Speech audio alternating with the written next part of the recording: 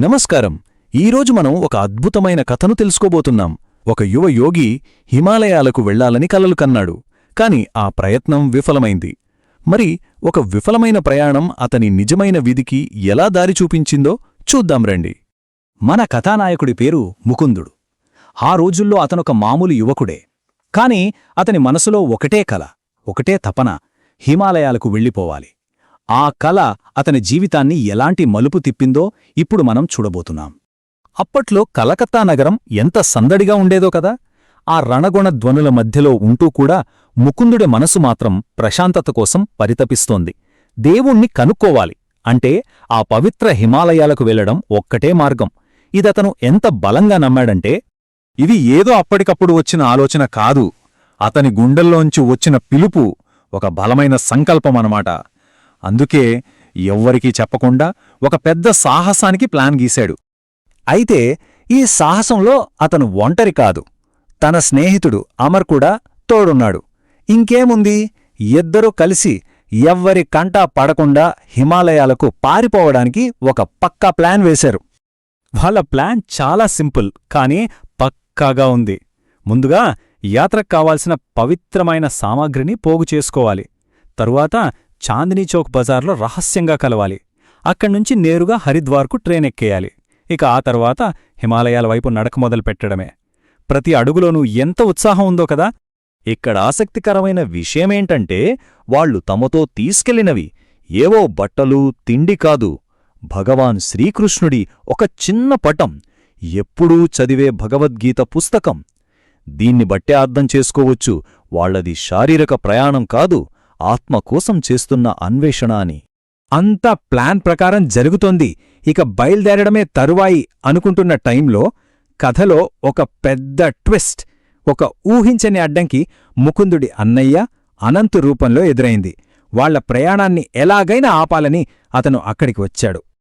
అసలేం జరిగిందంటే, ముకుందుడు ఇంట్లో వదిలివెళ్లిన వీడ్కోలు ఉత్తరం అనంత చేతికి దొరికింది. అది చదవగానే తన తమ్ముడు ఏదో తెలియని ఆవేశంలో తప్పుడు దారి పడుతున్నాడని అర్థమైపోయింది. అందుకే ఎలాగైనా వాళ్లను ఆపాలని అక్కడికొచ్చేశాడు. ముకుందుడికి కోపం, బాధ రెండూ ఒక్కసారే వచ్చాయి. నన్ను వెళ్ళనివ్వు, ఇది నా పవిత్రమైన అన్వేషణ, నువ్వు నా ఆధ్యాత్మిక విధికి అడ్డొస్తున్నావు అంటూ అన్నయ్యను వేడుకున్నాడు. కాని అనంత ఏమాత్రం కరగలేదు. చాలా ప్రశాంతంగా కాని గట్టిగా చెప్పాడు, నేను అడ్డుకోవడం లేదు, నేను మన అమ్మ కోరికను మాత్రమే నెరవేరుస్తున్నాను, నువ్వు వెళ్లలేవు. ఆ మాటల్లో ఏదో అర్థంగాని రహస్యం దాగి ఉంది. అంతే, ఆ ఒక్క మాటతో ముకుందుడు ప్రపంచం తల క్రిందులైంది. కన్న కలలన్నీ కళ్ల ముందే చెదిరిపోయాయి.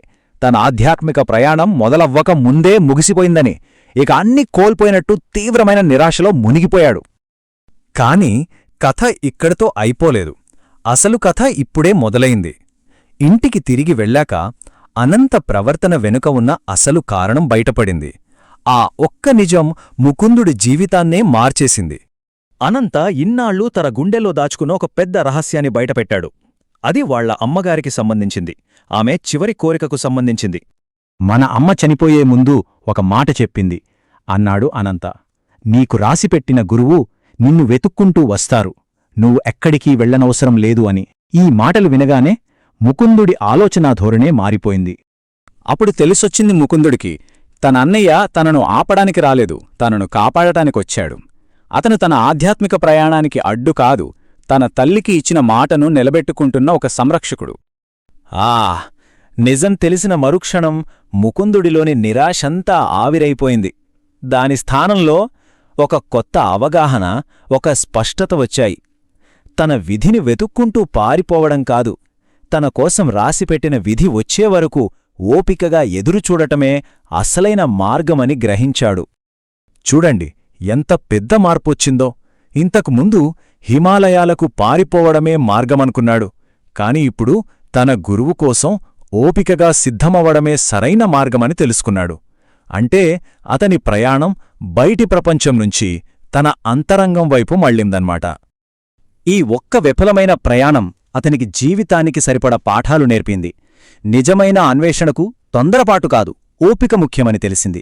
సరైన గురువు దొరకడం ఎంత అవసరమో అర్థమైంది. అన్నిటికంటే ముఖ్యంగా కొన్నిసార్లు అడ్డంకులుగా కనిపించేవే దైవం మనకోసం వేసిన దారులని గ్రహించాడు.